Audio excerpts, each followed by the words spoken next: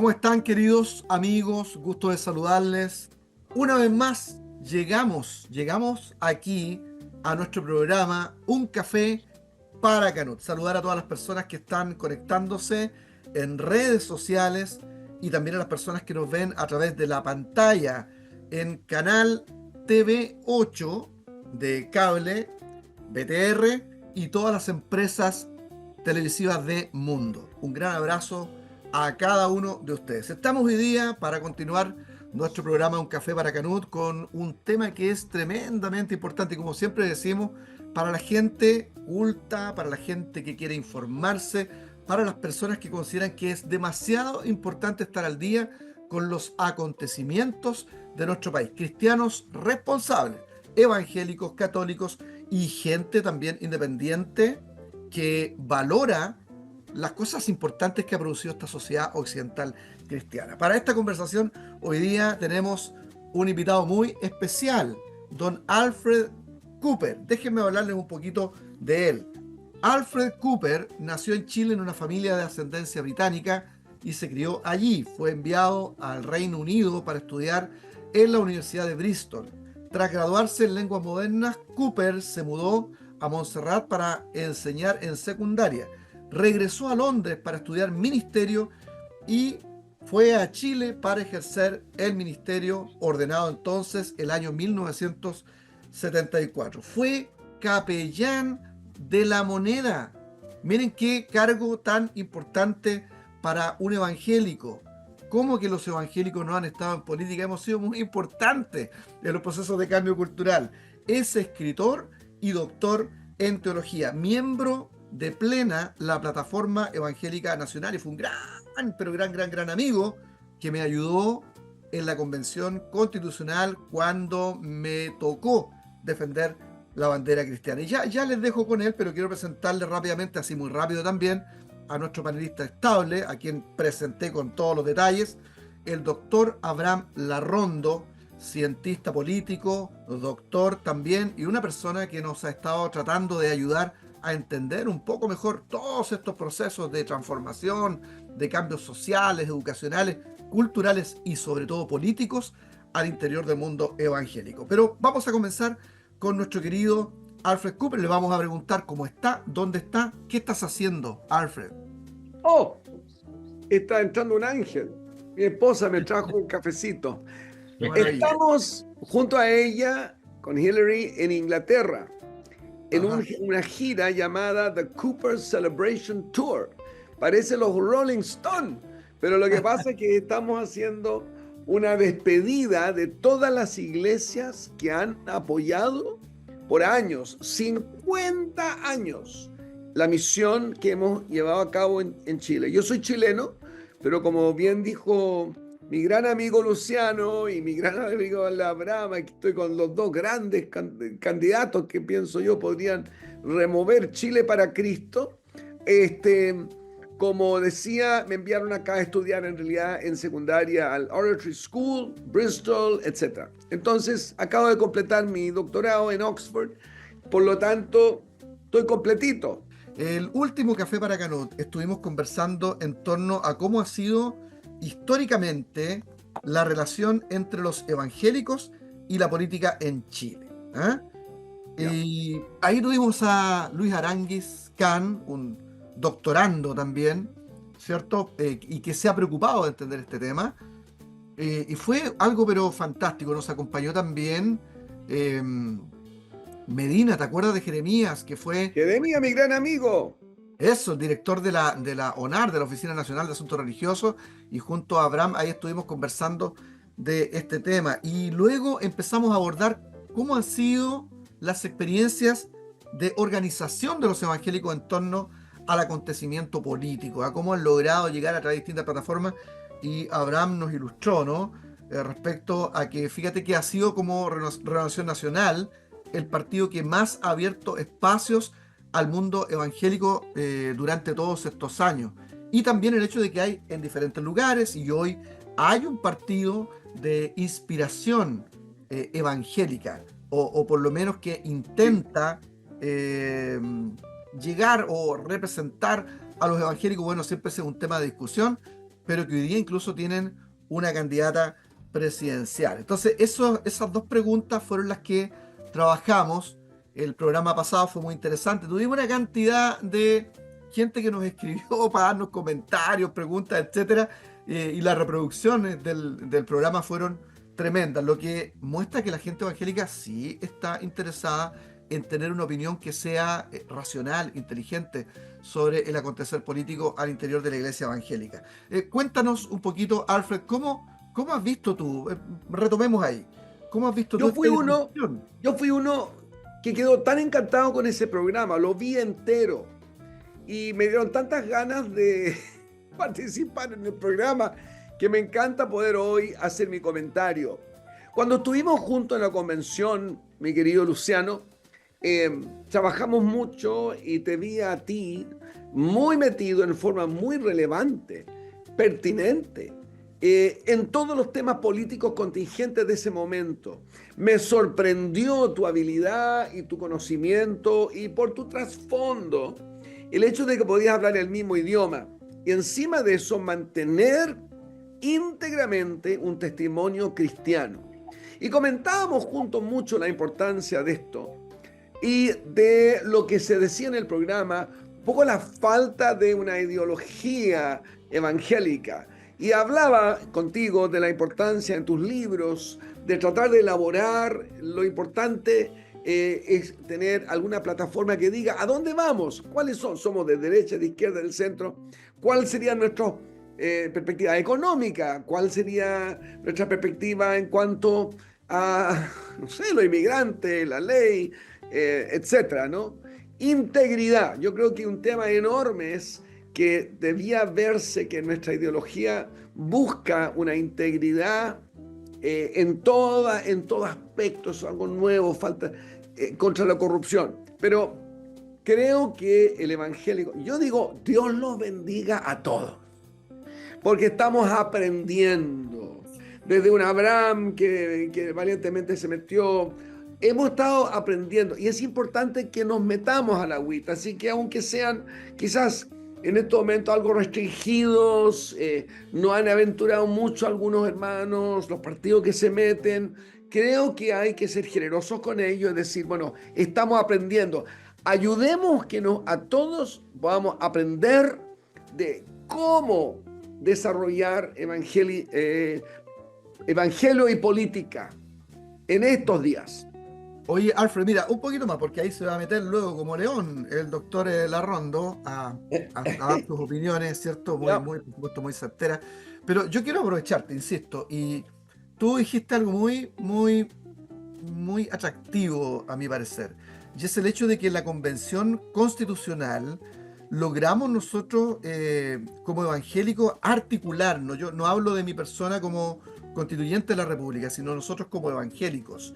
Yo vi en mis espaldas a la Plataforma Evangélica Nacional, que no es un partido político, que no es un grupo evangélico que está hecho para la política, sino que es un grupo que trató de coordinar a las iglesias evangélicas, tratando de tener la mayor representatividad, y estuvieron a mis espaldas para ayudarme a poner en esa convención temas que no solo eran los temas valóricos, entre comillas, que son tan importantes, y yo digo, son el mínimo, o sea, el mínimo. Que un representante evangélico defienda, digamos, el derecho a la vida es lo lógico.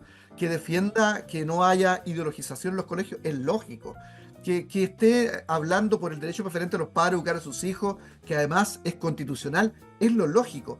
Pero ese es como el desde. De ahí para arriba tiene que haber un trabajo legislativo, tiene que haber una propuesta cultural que nos deje bien parados a los evangélicos. Yo sentí en aquel entonces que la Plataforma Evangélica Nacional, donde tú estabas y me ayudaste muchísimo, se ocupó de ir coordinando la propuesta de la Iglesia Pentecostal de Chile, que tenía un libro de temas, sobre Sí, temas indígenas, sobre temas ecológicos, sí. sobre temas del trabajo, la economía, y eso está en la historia de Chile hoy día porque lo presentamos en la convención. Y así otras organizaciones evangélicas que de manera muy seria participaron en este acontecimiento político. ¿Te recuerdas, Alfred, qué piensas? Muy bien, y me acuerdo que pudimos visitar las varias comisiones y hacer proposiciones, ¿te acuerdas? Del público que nadie nunca pescaba, pero igual las hicimos, estábamos presentes. Eso es lo número uno, estar presente. Segundo, lo que hiciste tú es mirar a los ojos y no estar necesariamente encasillado en nada más que la expresión cristiana del reino de Dios, pero en el sentido correcto del reino de Dios, de que traer la influencia de Cristo y de Dios y de la palabra, nunca lo vamos a hacer perfectamente y nunca lo vamos a hacer absolutamente, objetivamente, no importa. Lo importante es que tú mirabas a los ojos y hiciste la batalla. Y ahí entró la gran fuerza de los números de los evangélicos. Y para algo los números sí sirven. No sé si solo para la votación, pero aquí sirven para apoyar a los candidatos en sus luchas. Tú hiciste la lucha, estabas ahí, la bandera. Y 16,000 firmas llegaron al día siguiente. ¿Por cómo? Una organización unida. Y ahí viene la unidad. Entonces los números unidos, no usados en cualquier manera, en momentos claves, ganaron ese día, pero también porque vimos en ti una elaborada, inteligente aproximación a los temas. Y además, algo que aprecié yo, la capacidad de hablar con todos los sectores que tenemos los cristianos. Entonces eso a ti te fue ganando muchos puntos y fue muy fácil apoyarte allí. Claro, nos faltan los que querían encasillarte, pero yo creo que vamos a tener diversidad entre los evangélicos, obvio, pero tenemos que entender que hay que apoyar a todos en la medida que podemos apoyarlos. Hablar privadamente de nuestras diferencias, no públicamente, pero la fuerza primero de la lucha, la convicción, la fuerza del apoyo con los números. Ahí entran los números. Y la fuerza, creo, de seguir adelante. Bueno, ahí está la oración, nuestra gran armadura espiritual que tenemos los evangélicos. Eso tiene que entrar allí, como hacían los grandes evangélicos de este país, ¿no? Cuando oraban y al final lograron cambiar las leyes sobre la esclavitud. Estaban todos esos elementos unidos en ti en ese tiempo. Y por eso ganamos. Eso. Qué lindo ver al senador Ríos. Sí, muchas gracias, Alfred. Y como dice el querido Alfred, se acaba de conectar. Mario, ya lo presento prontamente. Quisiera que el doctor Abraham Larrondo nos comentara un poco de esto que está diciendo Alfred y estos acontecimientos evangélicos que ya representan la organización evangélica en el mundo político, organización de carácter partidaria, pero esta organización que hubo en la Convención Constitucional fue corporativa y nos trajo mucho beneficio. Doctor, adelante. Bueno, primero saludar a Mario, que no lo había visto hace tiempo en pantalla, y voy al comentario por el tiempo. A mí me parece que lo interesante conceptualmente es que hagamos una diferenciación entre la participación corporativa de la iglesia, que es donde están las corporaciones religiosas y sus pastores, y lo que es la participación ciudadana, que tienen tanto laicos como pastores, como es tu caso, en el mundo político de manera ciudadana, no corporativa, no representando una corporación. Entonces, cuando yo escucho a Alfred, ¿no?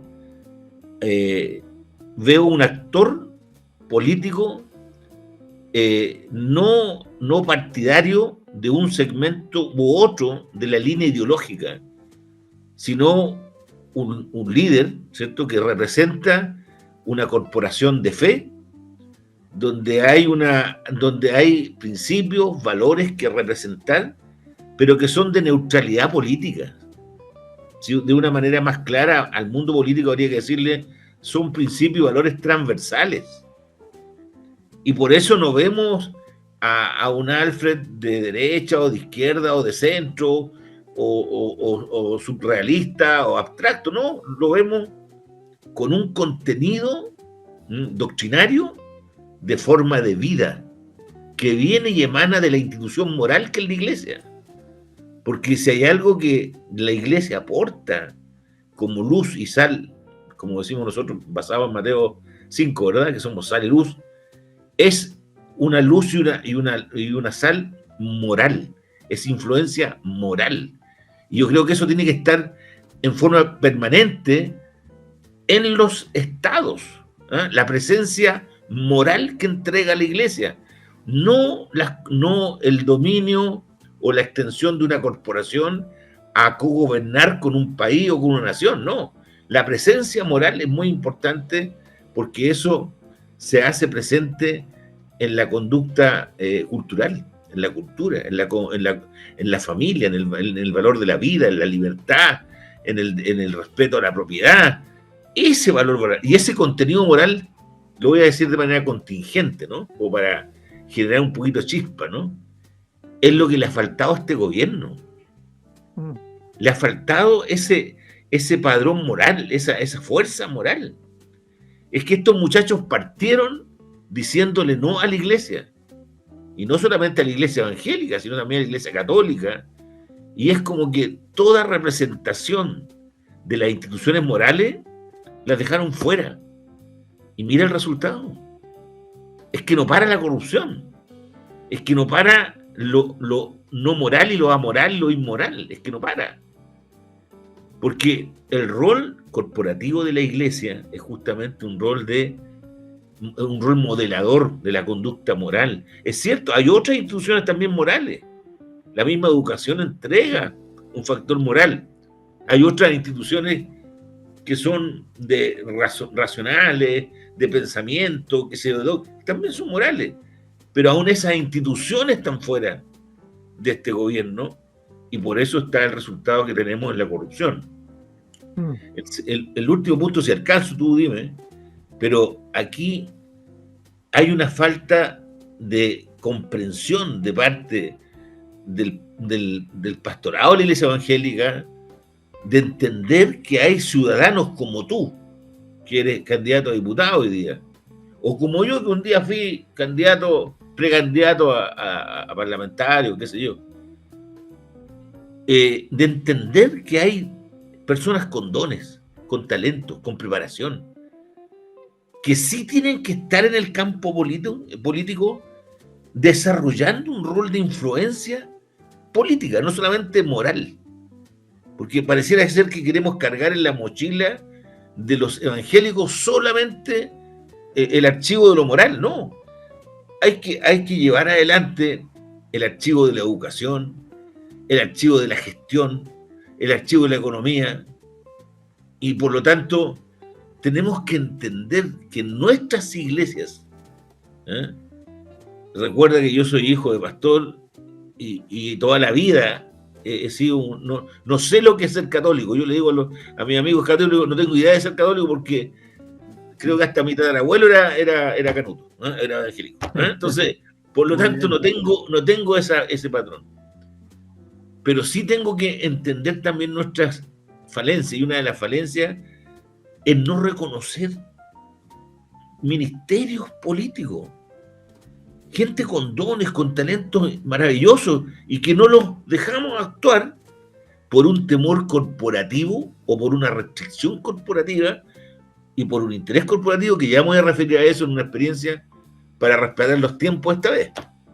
Muy bien, muchas gracias, querido Abraham, pero siempre tan preclaro, para entender lo que estamos tratando de expresar juntos en la colectividad de este programa. Bueno, está con nosotros un muy buen amigo, y un maestro, una persona que ha estado mirando, apoyando este quehacer de irrupción evangélica en la política chilena. Me refiero a don Mario Enrique Ríos Santander. Es un profesor de filosofía, empresario agrícola y político chileno, ex miembro del Partido Renovación Nacional.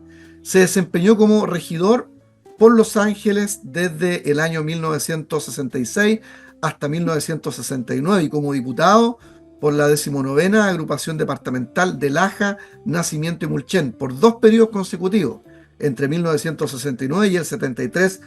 Posteriormente fue subsecretario general de gobierno entre 1977 y 1979, sirviendo simultáneamente como alcalde de Pudahuel. Luego del retorno a la democracia ejerció como senador por la circunscripción 13 Sur, región del Biobío, por 2 periodos consecutivos desde 1990 hasta el 2006. Quiero decir algo muy importante que es necesario recordar, que fue un elemento clave en la redacción de la famosa y tan necesaria ley de culto que ha puesto en igualdad de condiciones, o por lo menos intenta poner en igualdad de condiciones a los distintos credos, sobre todo al mundo evangélico con la Iglesia Católica Romana. Y ha estado con nosotros apoyándonos en un montón de situaciones del mundo evangélico. Y decirles, además, antes que él comente, que él acaba de sacar su libro 12 años por Chile. Aquí está. El libro quiero promocionarlo además en nuestro programa Un Café para Canut. Es una joya política. Es realmente un libro de lectura obligada para los que les gusta el mundo del quehacer cultural y político en nuestro país. Así es que con nosotros nuestro querido amigo, el ex senador Mario Rosa Santander. ¿Cómo estás, Mario? ¿Qué piensas de todo esto que estamos conversando? Bueno, un saludo cariñoso a quienes son sus invitados, mi querido Luciano, 2 personas realmente muy interesantes. Yo quiero partir, quiero entender de que en mi ausencia la conversación de ustedes estaba radicada básicamente en la presencia de la Iglesia Evangélica en el ámbito público. Exactamente, sí. La Iglesia es servidora o es política, pareciera que es más servidora que política, y tiene una disposición, ¿no es cierto?, y obligaciones. Lo que ocurre es que nosotros, yo no, pero nosotros, no me imagino la sociedad en que vivo, habla solo de Estado. Y cuando se habla solo de Estado, efectivamente la Iglesia Evangélica poco tiene que hacer en el Estado, porque el Estado tiene una responsabilidad, ¿no es cierto?, de orden administrativa superior que es dirigida por un gobierno que el pueblo eligió. La definición de Estado, si uno está en el extranjero, está referida, por ejemplo, a la persona jurídica de una nación. Ese es el Estado chileno, el Estado norteamericano, el Estado francés, el Estado, en fin, los distintos estados del mundo. Nosotros durante muchos años, 100 años, 150 años, hablamos de institucionalidad. ¿Qué es la institucionalidad? La institucionalidad es la suma de las instituciones de una sociedad. Y el Estado es una de esas instituciones. La familia es otra institución. En el caso de la familia es tan trascendente que la Constitución estableció que la familia es la institución más trascendente de la sociedad y no pertenece al Estado. Marginar, ¿no es cierto?, entonces de la institucionalidad a las iglesias evangélicas, que son instituciones religiosas también y que tienen responsabilidades en ese ámbito muy trascendentes, porque en la historia de la humanidad la espiritualidad ha estado siempre presente en la resolución de las sociedades, ¿no es cierto?, que han habitado los distintos tiempos de nuestra humanidad. Entonces, cuando nosotros hablamos de Estado, efectivamente yo creo que no tiene nada que hacer la Iglesia ahí. Más bien entrega orientaciones. ¿Dónde las entrega? La Iglesia Católica la entrega todos los días 18 de septiembre de cada año, en que la autoridad máxima de la Iglesia, que es el presidente de la Conferencia Episcopal o el arzobispo de Santiago, señala cuáles son las cuestiones que le preocupan a la Iglesia de los asuntos que el Estado está asumiendo en la responsabilidad de administrar la sociedad. La Iglesia Evangélica comenzó a hacerlo en JBH en la misma forma, en un culto, ¿no es cierto?, muy importante, en que el obispo que se designaba o el pastor que se designaba expresaba la opinión de la Iglesia sobre materias que son trascendentes. Ahí actuaba sobre las cosas del Estado, pero de la institucionalidad tiene que actuar siempre. Porque el marginar, por ejemplo, la defensa y la responsabilidad que la familia tiene en la institucionalidad de Chile es simplemente destruirse a sí mismo la función fundamental que la naturaleza le entrega al ser humano que ha escogido el camino religioso para expresarse frente a la sociedad, ¿no es cierto? Y que tiene en sus manos entonces la maravillosa responsabilidad de ser él y no otro, el responsable primero de su propio destino y si tiene funciones, ¿no es cierto?, del liderazgo, el destino del resto de la gente que está en su entorno. Y los Claro. liderazgos en la iglesia evangélica son tan definidos. Todos los pastores tienen una suma de liderazgo y a su vez también una expresión, ¿no es cierto?, propia de la enseñanza religiosa, de la palabra de Jesús, etcétera, etcétera. Entonces, primera cosa, empecemos a acostumbrarnos a hablar de la institucionalidad y no solo del Estado. Y si vamos a hablar del Estado, porque está referido a una acción planteada, supongamos, por el ministro de Educación, que afecta los aspectos propios de nuestra doctrina religiosa, dirimos el Ministerio de Educación y no el Estado. El Estado termina, cuando se expresa y se señala permanentemente, termina siendo un ente que soluciona todo y que nadie es responsable de él. Pero si yo tengo un problema de educación, diré que es el Ministerio de Educación dispuso eso. Si tengo un problema del tránsito de mi comuna, diré que la municipalidad está trabajando inadecuadamente o está trabajando activamente o muy buenamente, en fin. El Estado se organiza. ¿Cómo se organizó Chile? Chile tenía los 3 poderes horizontales nacionales, ejecutivo, legislativo y judicial, y no tenía otra función que no fuera la de una entidad chiquitita que existía muy abajo, se llamaba municipalidad, que estaba preocupado de qué cosa, de que el aseo se hiciera en las calles, que se pagara la luz pública y los jardines funcionaran. Y nada más. El régimen militar lo que hace, ¿no es cierto?, es trasladar un conjunto de funciones que el Estado tenía a nivel nacional y se las entrega a la municipalidad con nombre y apellido. Y todo lo que nosotros íbamos a hacer, ¿no es cierto?, en materia de proceso de desarrollo del país, radicado en el Ministerio de Planificación Nacional, se elimina ese ministerio y todas las potestades se entregan en el municipio, para que las funciones de la institucionalidad estén más cerca del pastor. Las funciones de la institucionalidad, las cosas básicas y fundamentales, estén al interior incluso del propio templo, en las conversaciones naturales que entre seres humanos se dan en torno a lo que es la sociedad en la cual ellos están viviendo y conviviendo, y a su vez también educando con sus hijos, en fin, todo lo que corresponde a esa responsabilidad de las personas. Y nosotros tenemos que dar gracias a Dios de que existió, digamos, una norma que permitió acercar las funciones de administración, llamada Estado, cercanas, digamos, a las personas. Los alcaldes, perdónenme que voy a pegar un par de coscachos aquí, los alcaldes de repente poco sagaces, por decir una palabra que va a ser aceptable, pero me encantaría decir otra, digamos. Lo que han hecho, ¿cierto?, están devolviendo la educación. No han hecho las planificaciones de su comuna, correspondientes a las metas y objetivos de los 10 años siguientes de la vida que están llevando a cabo en este momento, no la conocen. El gobernador regional, por lo menos el nuestro, uno pela a una persona cuando dice las cosas para callado, pero cuando dice públicamente no está pelando, lo está expresando como inquietud.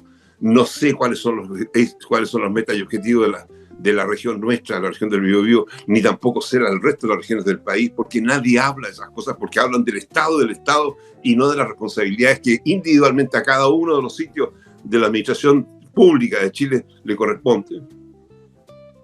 Entonces, ¿qué hace la Iglesia Evangélica en su encuentro, ¿no es cierto?, el domingo anterior al día 18 de septiembre de cada año? Se dirige al gobierno. Y la Iglesia Católica se dirige al gobierno, porque el Estado siempre es el mismo. Los ministerios podrán ser más o menos, pero el gobierno es distinto. Y ese gobierno funciona con una cosa fundamental, la institucionalidad. El gobierno tendrá que actuar en los servicios públicos y también en los privados. ¿Recurrirá a la familia? Sí, en la educación, en la salud, en el deporte, en la creación de actividades diversas que le permitan un crecimiento y un desarrollo más completo a sus hijos, etcétera, etcétera. Ese es un tema entonces del lenguaje que me permito plantearlo, ¿no es cierto?, como elemento principal en esta conversación que ustedes tienen. Muchas gracias. Muy bien, muchas gracias, Mario. Mario entró pero con todo, así que está excelente.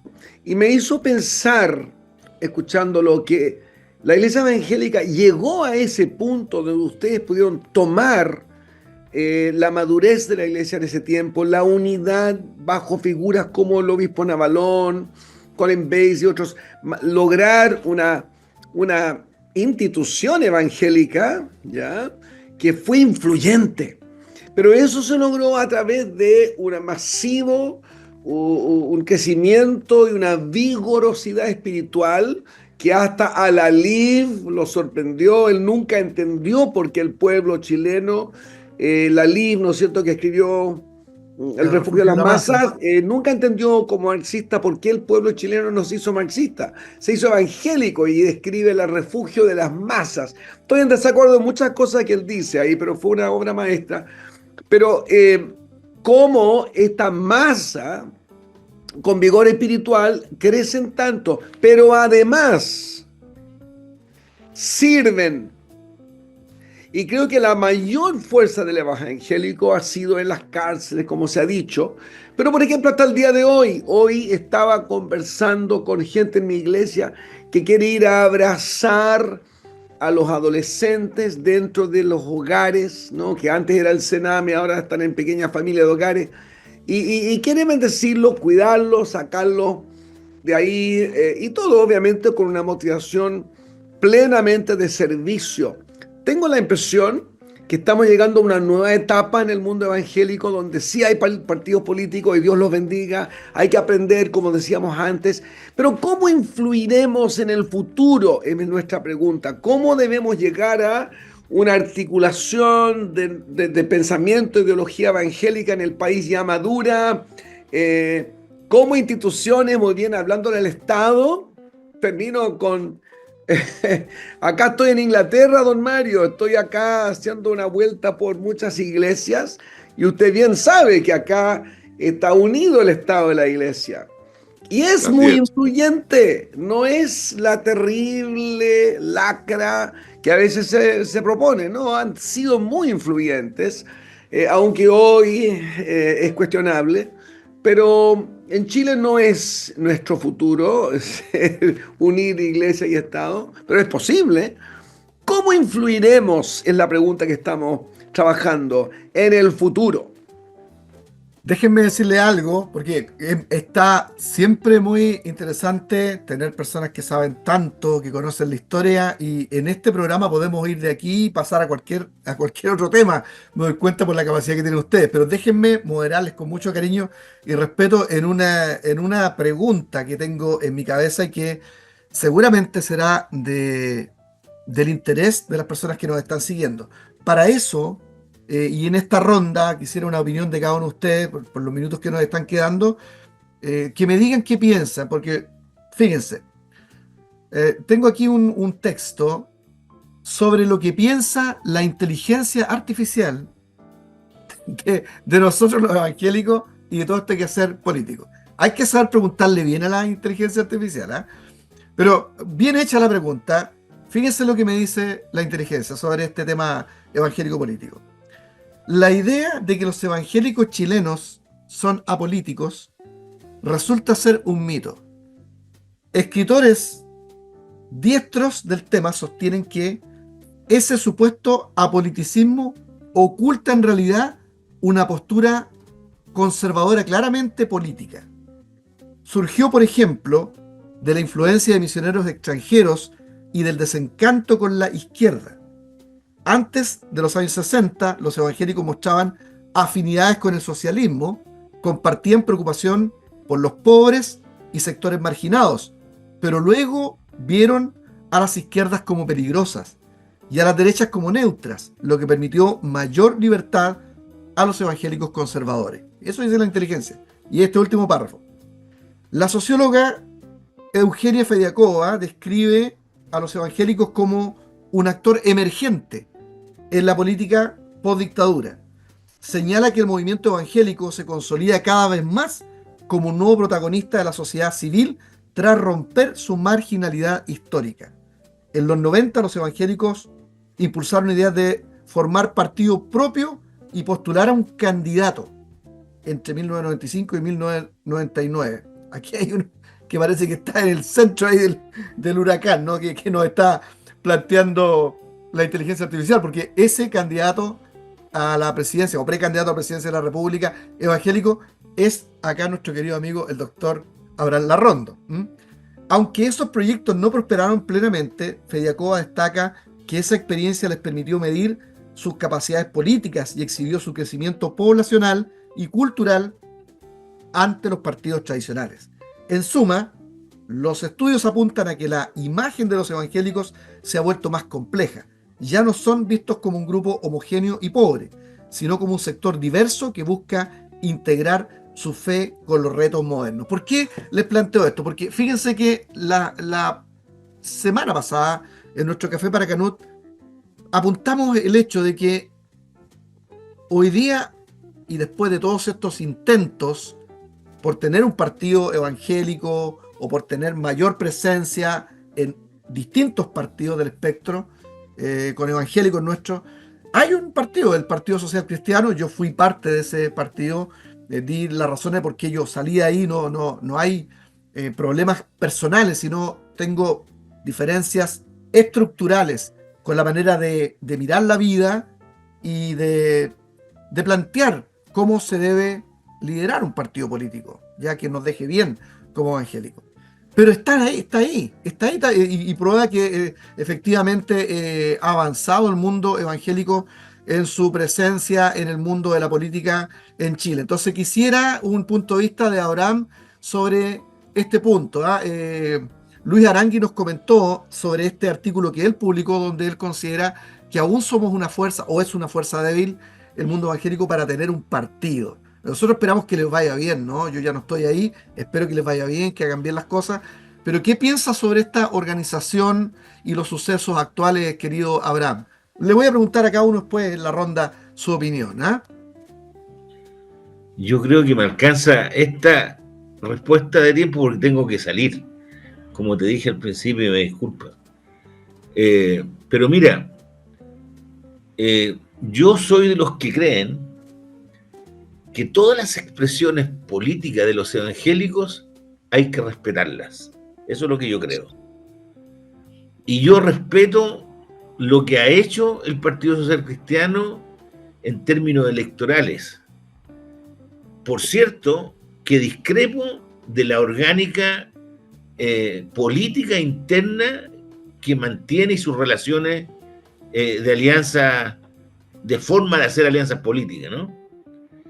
Lo dije en una nota que envié a los medios de comunicación, donde le dije que yo tengo diferencia de la forma como ellos gestionan un partido político, que en definición en democracia tiene que ser democrático, y no puede ser un partido político dictatorial o autoritario o concentrado en la figura de una persona. No, yo estoy en desacuerdo con eso, pero es el modelo que ellos tienen. Y más allá de mi crítica, tengo que respetar su resultado, su orgánica, y por cierto yo también tomé distancia porque no representa el modelo ni mi aspiración. De la misma forma hay otras expresiones políticas, como las que estás llevando tú en Renovación Nacional, al ser un líder de expresión cristiana en Renovación Nacional, que ha sido un partido que históricamente siempre ha apoyado a los evangélicos, y lo conversé hace un tiempo con el presidente actual, el senador Galilea, que no había, que RN no tenía que olvidar que la conexión que hizo con los evangélicos en la década del 90, donde yo fui un actor político en esa época, permitió que Renovación Nacional entrara a los sectores populares. Entró montado en el caballo de los evangélicos. Eso quedó demostrado en las primeras elecciones que tuvimos en la década del 90 y se sigue demostrando. Hay que respetar esa forma. Como también hay pensadores evangélicos de izquierda, ¿eh? Y no los quiero nombrar para que no me digan que tú estás identificando por izquierda, pero ustedes saben quiénes son de izquierda y quiénes no. Pero son respetables. Claro, porque sí. Mira, los vi luchar por la ley de culto, los de izquierda, los vi luchar en eso.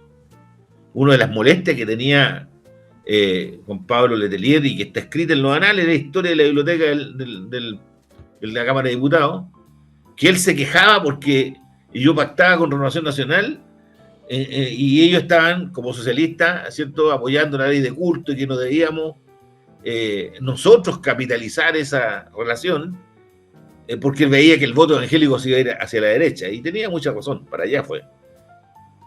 Pero yo encontraba legítimo que todos los actores políticos, de izquierda o de derecha, apoyaran la igualdad religiosa en Chile. Eso estaba...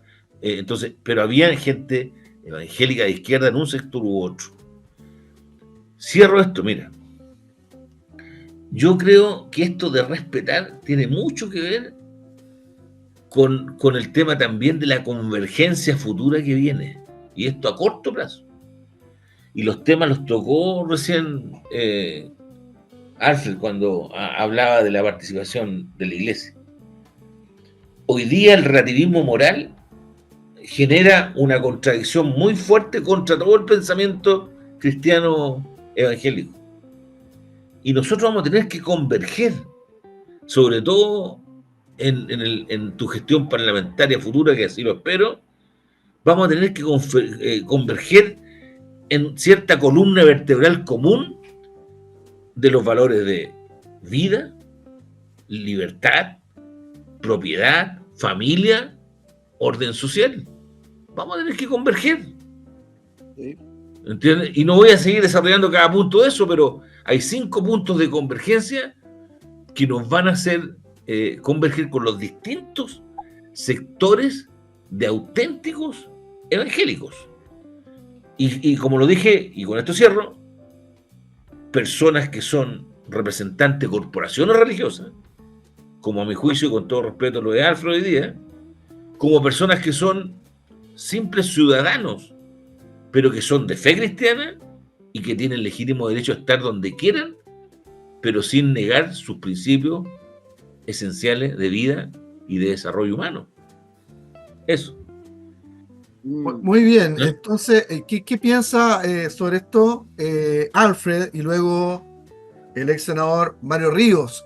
¿Por qué? Porque sobre todo quiero mostrarles lo siguiente. Fíjense que quede muy claro, ¿no? Si uno está contento, yo estoy contento con el hecho de que hay un partido que tenga alguna inspiración evangélica. No creo que represente a los evangélicos. Ningún partido nunca va a representar a los evangélicos. La iglesia se representa a sí misma. Pero es bueno que hayan espacios dentro de partidos políticos, como el caso de Renovación Nacional, o otros partidos, hayan muchos evangélicos, y que también exista este. Fíjense que Francesca Muñoz, que es candidata presidencial del Partido Secretario, ya apareció aquí en la encuesta, la última, de la Universidad Diego Portales, aparece marcando un 1%. Y eso es interesante, digo yo. Eso es interesante. Debe ser visto de manera auspiciosa. Yo tengo buenas intenciones. Yo insisto, quisiera que este partido en el futuro le vaya bien y que haga las cosas bien. Porque tiene que haber también, o es bueno que haya una expresión, como dicen ustedes. Y está ahí marcando 1%. No es tanto, no es tan relevante hoy día, pero sí marca algo, digamos que es interesante. ¿Ya? Entonces, ¿qué piensas tú, querido Alfred? Creo que muchos de estos temas son algo fluidos, plásticos. Por ejemplo, a lo que voy es que, como Abraham, yo celebro que haya un bloque evangélico político que en estos momentos es el PSC. Lo celebro y voy a apoyarlos con todo lo que puedo. Pero es solo una manera.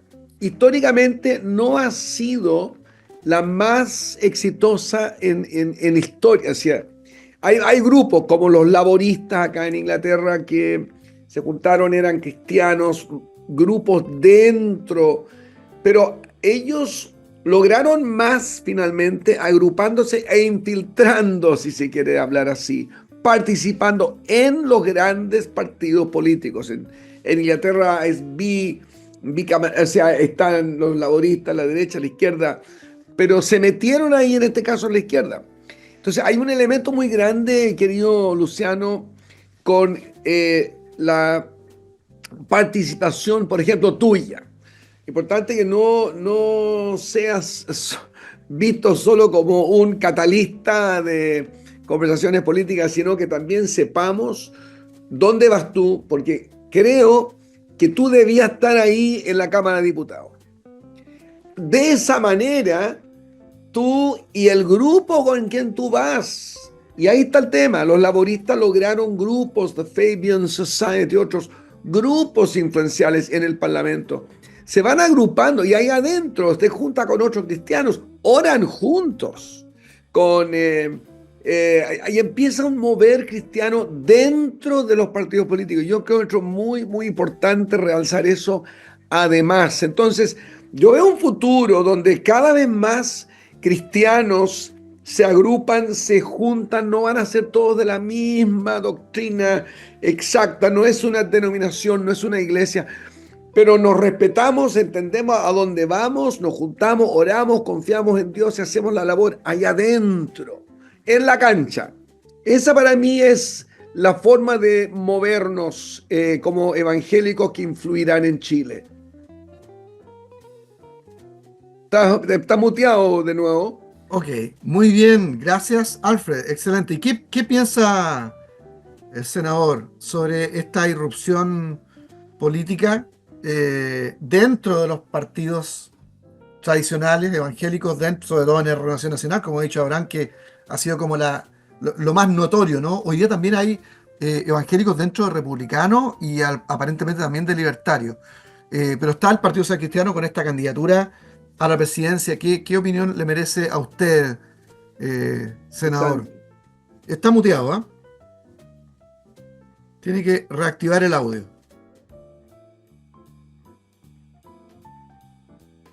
Ahí, reactive el audio, ¿puede? Está silenciado. Está silenciado. Esperemos que... Ahora está. Muy bien. A ver, señalo un aspecto previo para responder que tiene alguna importancia, porque yo fui 16 años senador de Lota. Y una persona en Chile que va a hablar de la iglesia evangélica tiene que hablar de Lota de todas maneras. Sí. No existe en la historia de la humanidad una ciudad, un pueblo que tenga 222 templos evangélicos. No existe en el mundo. Dudo que existan en el mundo. El que podría hacerle algo de empeño es Curanilago, que tiene 177. Pues 222 templos. Yo cuando llego como senador por primera vez, ya he efectuado la elección, elegido, fin, y voy a la plaza de Lota, empieza a llegar la gente sola. Y todos se presentaban no con su nombre, sino que con el cargo. Buenas tardes, yo soy el secretario general del Partido Comunista. ¿Cómo está, señor? Yo soy el presidente del Partido Radical. Yo soy el secretario general del PPD. Ese eran todos. Y yo le pregunto, ¿y la gente que en Lota no tiene nombre? Se rieron un poco. Y el mismo que había dicho, soy el secretario general del Partido Comunista, ¿no es cierto? Fue a decirme, yo me llamo Juan Peralta Fernández, y empezó a identificarse como persona, digamos, ¿no? Y a partir de ese instante tuvimos una relación fantástica, realmente admirable. Y ahí empecé a ver cosas que no tenía claro. ¿Qué había pasado con ese inmenso número de trabajadores que, desengañados un poco por el mundo materialista, marxista, digamos, que no habían conseguido por esa vía alcanzar los niveles que se alcanzaban después, con la casa propia, sus hijos estudiando en la universidad, con su automóvil, todas esas cosas que finalmente el trabajador, como me dijo uno, tantas veces, tantas marchas que yo hice con bandera y cosas para conseguir la casa, tantas marchas para que mi hijo entrara a la universidad, tantas marchas, ¿y para qué? Para nada. ¿Por qué? Porque lo conseguí a través de otra parte, distinta, con una política económica libertaria, qué sé yo. Ese inmenso grupo, mi querido Luciano, mi querido Pastor, ese inmenso número de trabajadores que no se siguieron congregando en esa área política, se fueron todos a las iglesias evangélicas. Todos. Qué bien. Sin excepción.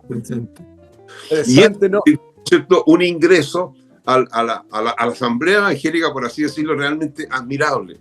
Yeah. Y hoy día un alto número de pastores evangélicos de Chile tienen una tradición de lucha política que la tienen escondida y la tienen para callado por ellos, ¿no?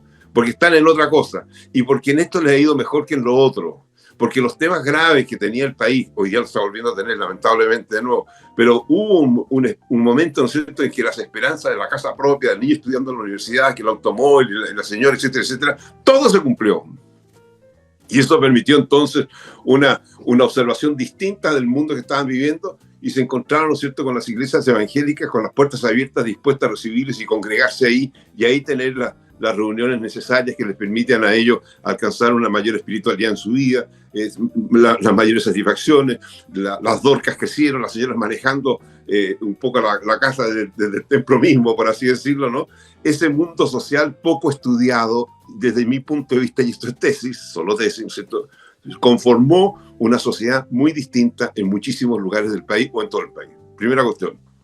Segunda cosa, que yo lo encuentro muy interesante y muy importante, es que de repente nos olvidamos de nuestra civilización.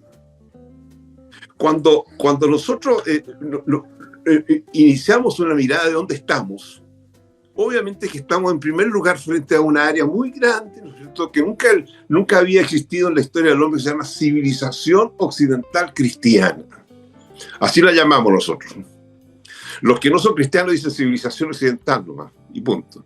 Nosotros decimos civilización. ¿Y por qué decimos cristiano? Porque los aspectos propios del cristianismo son los que le dieron desde el siglo III, desde mi punto de vista, después de Cristo, con Constantino, que se integra al cristianismo, ¿cierto?, hacia adelante empieza a conformarse esta civilización que se ubica efectivamente más bien en el occidente del mundo y no en el oriente. Hoy día está incorporándose paulatinamente el oriente dentro de esta civilización. Basta ver cómo andan vestidos, la arquitectura de las ciudades, ¿no es cierto?, son todas occidentales, los tipos de elementos físicos, automóviles, bicicletas, todas estas cosas. El mundo occidental se hizo presente en el mundo oriental absolutamente. Por eso, y vuelvo a señalar un recuerdo que lo he expresado tantas veces, caminando en Buenos Aires, ingreso a la librería Ateneo, muy interesante, me encuentro en la primera venta de libros, un libro editado por el diario Le Monde de París, las revisiones de hoy y del futuro, lo compro, no espero llegar a Chile para leerlo, lo leo inmediatamente, y me encuentro en la última página una profecía, que dice, en el año 2050, el 75% de la humanidad será cristiana. Y la expresión cristiana no solamente estará radicada en aquella expresión propia de Cristo, digamos, ¿no?, que se expresará en los templos, sino que en la forma de ser la sociedad, en su estructura, en su arquitectura, en su organización social, en sus asentamientos humanos, todas esas cosas que representan una expresión tan grande que está unida a la naturaleza de las cosas, que se analizan, y que todo eso por tal motivo es verdad, de tanta trascendencia que termina siendo entonces fundamental preocuparse ya de la civilización. ¿Qué es lo que ocurrió con la muerte del Papa Francisco? Estuvo presente la civilización. No existe en la historia de la humanidad la presencia de 85 estados presentes para despedir a una persona del mundo cristiano, en este caso católico, ¿no es cierto?, y que representó en alguna forma, junto con su iglesia, en fin, una expresión de cuidado de los aspectos trascendentes de esta estructura llamada civilización, que tiene la gracia de respetar todas las culturas dentro de los elementos que los une en términos verdaderos, que son aquellos que la naturaleza impone en cada acto de las personas.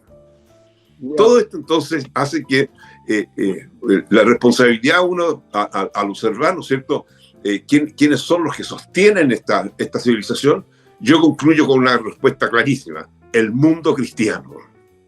Y el mundo cristiano, ¿quién es sostenido por quién? Por las diversas entidades religiosas cristianas. Porque es ahí, tal como señala Luciano, se encuentran los aspectos fundamentales de la moral, principio indispensable y que permite, en alguna forma, contener principios y valores comunes cuando las culturas son distintas.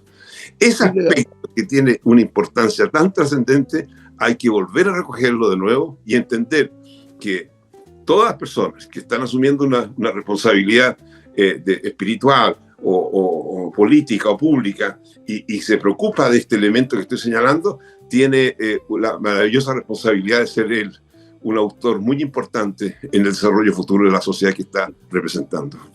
Y don Mario, no puedo estar más de acuerdo y observar hoy cómo se extiende bajo cuerdas esta civilización occidental cristiana, ¿saben?, en lugares extraños, a través de, por ejemplo, la empresa.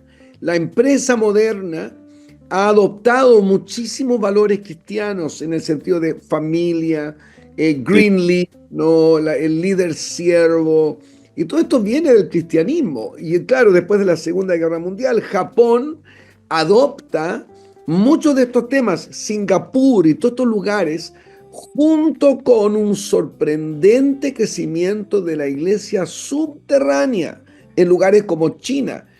No me sorprendería que de repente irrumpiera una situación como en el tercer siglo, al cual aludía usted, que de repente aflora un cristianismo que ha ido creciendo, por el cual la humanidad tiene mucha hambre y mucha necesidad.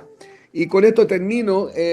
Usted va a estar de acuerdo conmigo lo que dijo Gibbon, el historiador Gibbon inglés. Él era ateo, pero cuando se le pregunta cómo fue posible que la iglesia conquistara el imperio romano sin armas en esos 3 siglos de su gradual leudar de la masa romana, ¿cómo lo hizo?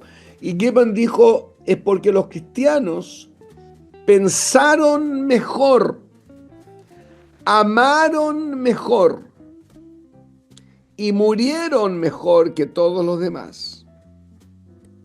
Ellos pensaron mejor, amaron mejor y murieron mejor que todos los demás. Su análisis entonces de este gradual, esta influencia que es la que estamos pensando. Y me gustaría entrevistar aquí a Luciano, es decir, Luciano, ¿cómo ves tú? ¿Cómo ves tú esta influencia en Chile? No ahora como el que entrevista, sino el que te está siendo entrevistado. ¿Cómo dirías tú que pudiera florecer en Chile más y más, leudar más la masa chilena desde la convicción cristiana que produce la sociedad cristiana occidental? Bueno, miren, yo estoy fascinado, ¿ah? Y contesto claramente. La gente no tiene un contexto para poder referir muchas veces opiniones que sean certeras, ¿no? Y cuando se habla de cristianismo en la Edad Media, por ejemplo, se es poco objetivo, ¿no? Y se trata de atribuir los problemas mundiales a la iglesia y que lo hicieron mal, pero el contexto es que la iglesia cristiana en la Edad Media se hizo cargo no solamente del poder espiritual, sino del poder temporal. En ausencia de democracia, en ausencia de instituciones que fueran fuertes. Mario habló del tema de la institucionalidad, por ejemplo, que es la que sostiene hoy día la sociedad occidental cristiana. Eso no había en aquel entonces, lo fue tomando lentamente la iglesia y fue asumiendo esos roles que permitieron ordenar un contexto que nos permitió finalmente llegar a etapas más adelantadas como el Renacimiento, el florecimiento del protestantismo, el mundo de la modernidad y la democracia como la conocemos hoy día. Es parte de todo el trabajo que ha hecho la iglesia cristiana. Por tanto, a mí me parece que es muy importante que el mundo de la religión, sobre todo la cristiana, evangélicos, católicos, participen en el mundo de César, el mundo de la política, en el mundo de César, como dice siempre el senador Mario Ríos Santander, ¿no? Entonces, yo celebro que nosotros estemos avanzando y la motivación que tiene Un Café para Canut justamente es poner personas que tienen opinión, que son del mundo cristiano, que nos ayuden a entender esa relación tan importante que hay entre la iglesia, entre el quehacer pedagógico, entre el quehacer político, entre el quehacer cultural. Así que les doy muchas gracias por habernos acompañado a todos nuestros amigos. Se nos fue el tiempo, como siempre, pero quisiera que en un minuto pudiera despedirse Alfred y el senador, arengándonos también a los cristianos a ir adelante, a confiar que es posible influir de una buena manera para ver un futuro mejor para nuestros niños, para nuestros jóvenes. Adelante, Alfred, y luego Bueno, el senador. desde esta isla, Inglaterra, mando mi saludo y agradecimiento por haber estado en este programa y junto con el senador, como siempre lo llamo, Ríos, quien ha sido tan influyente. Y solo decir que hace poco hemos estado en nuestro propio programa Con Dios y Ley, con Vasco Mulián, y ahí me sorprendió siempre traer a políticos y gente de extremas de diferentes tipos y solo exponer allí la escritura, conceptos cristianos. Noté que el alma chilena es cristiana, desea que se le exponga. Entonces, con toda confianza, hablemos de las cosas del Señor, demos testimonio de lo que Cristo hace hoy y que nuestras iglesias sirvan en el amor de Cristo en nuestra sociedad. Poco a poco la vamos a persuadir. Muy bien. Y yo estuve ahí con Dios y Ley también, ¿ah? Fue muy, muy interesante. Senador, sus palabras finales. Estoy muy contento de estar conversando con Luciano también. Él tiene en sus manos una responsabilidad maravillosa de orientar, de ser líder, lo es ya por lo demás, pero en fin, orientar todos aquellos pasos trascendentes para el desarrollo de nuestro país. Entender de que cada uno de nosotros ama la diversidad en la sociedad, que la presencia de la voluntad de cada ser humano hay que respetarla, creer en ella, orientarla, crear los caminos para que se desarrolle plenamente y alcance sentirse libre. Una persona que no cumple con su voluntad, la verdad, las cosas que la libertad las tiene muy lejos también. Bueno, en definitiva, muchas gracias por esta invitación. Luciano, mucho éxito y gracias a usted, Pastor, y bienvenido a Chile cuando vuelvan pronto, me imagino. En agosto. Bueno, mis queridos Luciano. amigos, oigan, mis queridos amigos, como ustedes ven, aquí en Un Café para Canut, uno puede ir a Inglaterra, puede ir a China, puede ir a distintos países y lugares con nuestros tan lindos invitados. Así que, Bueno, muchas gracias, Luciano, por todo. gracias. No, un agrado poder haber conversado con todos ustedes, queridos amigos. Nos vemos prontamente en Un Café para Canut con este tipo de invitados. Un gran abrazo, que Dios les bendiga. Chao, chao. Chao, chao.